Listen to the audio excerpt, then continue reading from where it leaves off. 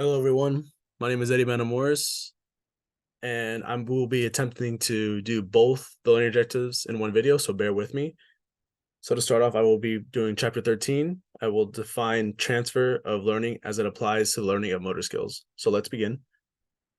I found that the transfer of motor skills refers to the transfer of some motor skills that have been used for newer motor skills that have not been mastered, which has a positive impact on the learning of newer motor skills and helps to improve the composition of new motor skills.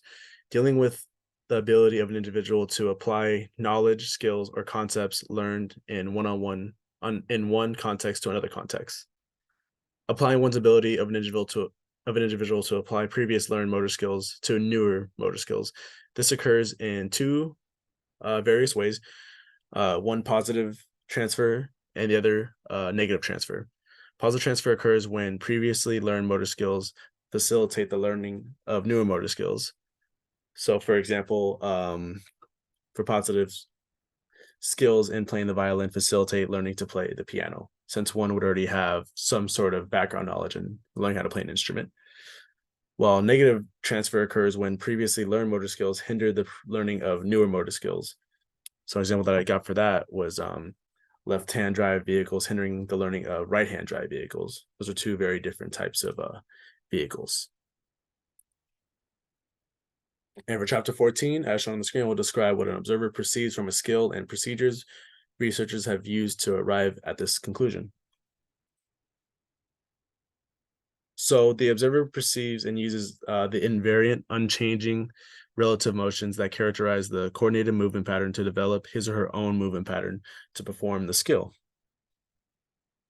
There are two types of research to arrive at this conclusion.